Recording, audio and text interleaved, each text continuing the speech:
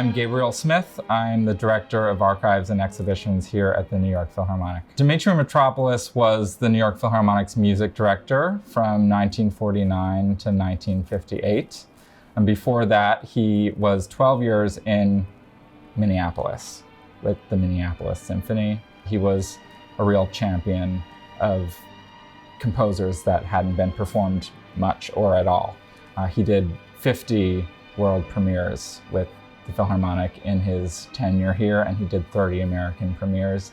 That's something that no one else had really done before. So when you look at what's in this set, that's really special because this is one of the only records maybe of some of these pieces that are out there.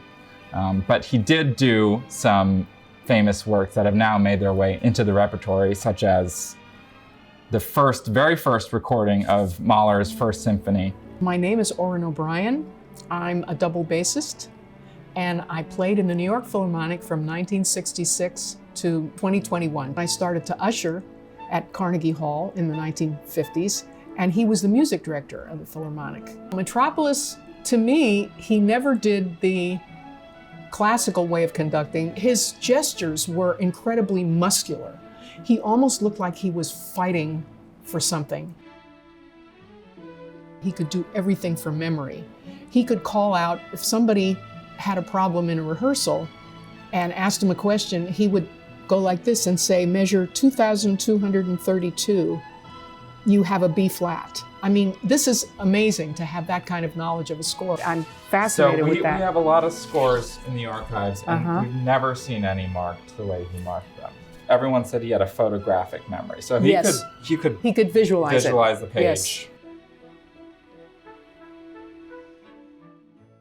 When you look at the list of music directors of this time period, which is really the golden age of orchestral music in the 20th century, we're bookended by, Toscanini and Leonard Bernstein and Stokowski and Ormandy. All these people are around the same time.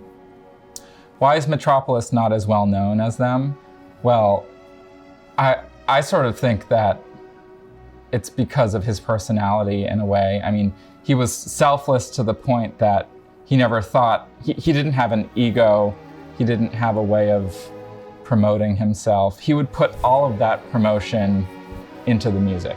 I know at the Philharmonic, I heard people talk about Mitropoulos having given money to musicians that needed it, that were in hard way, either because of medical bills of their family, that he loaned money or gave money to musicians in the orchestra, which is very unusual.